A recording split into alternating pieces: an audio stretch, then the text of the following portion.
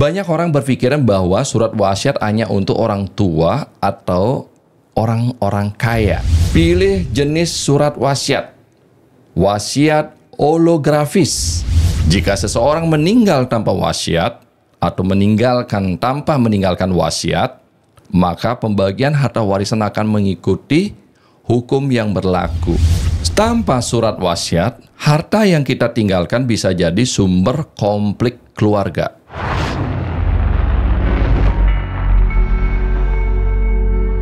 Pasti ada solusi.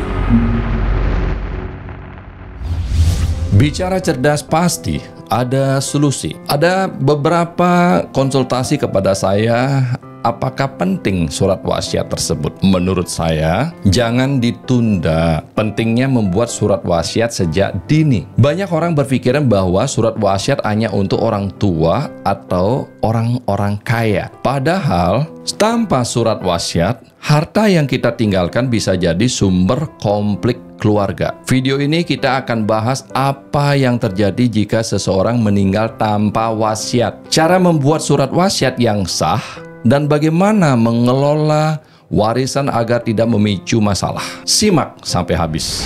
Apa yang terjadi jika seseorang meninggal tanpa wasiat? Jika seseorang meninggal tanpa wasiat atau meninggalkan tanpa meninggalkan wasiat, maka pembagian harta warisan akan mengikuti hukum yang berlaku.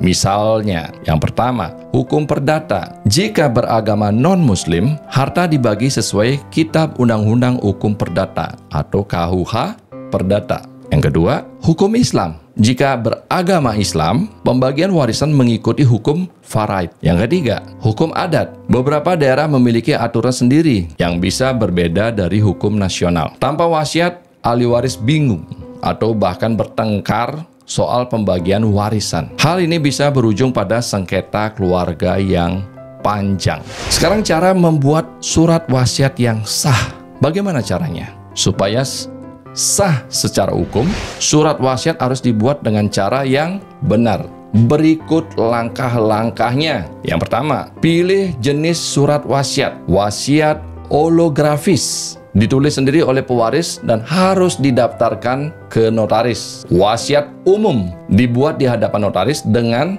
saksi-saksi yang menyaksikan. Wasiat rahasia ditulis sendiri tanpa disimpan oleh notaris, tanpa dibuka sebelum pewaris meninggal. Wasiat rahasia. Sekarang yang kedua, cantumkan informasi penting seperti identitas pewaris dan ahli waris, pembagian harta yang jelas, dan tanda tangan pewaris dan saksi. Itu penting. Yang ketiga, gunakan jasa notaris. Agar wasiat tidak bisa digugat, sebaiknya dibuat dan disahkan oleh notaris. Yang keempat, simpan dengan aman. Wasiat bisa disimpan di kantor notaris atau tempat terpercaya agar tidak hilang atau diubah pihak lain. Sekarang bagaimana tips mengelola warisan agar tidak memicu konflik dan keluarga? Selain membuat surat wasiat, ada beberapa hal yang dilakukan untuk menghindari konflik warisan. Yang pertama, diskusi dengan keluarga. Jelaskan niat dan alasan pembagian warisan kepada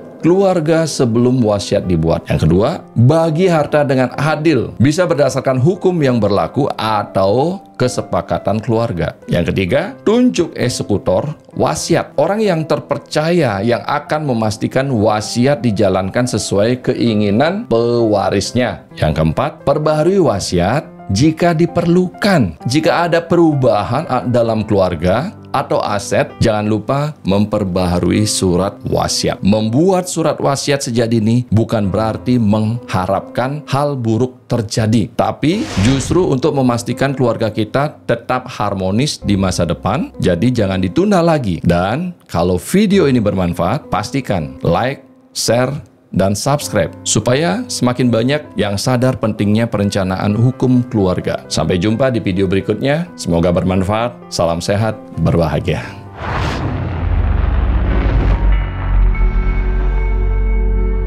Pasti ada solusi.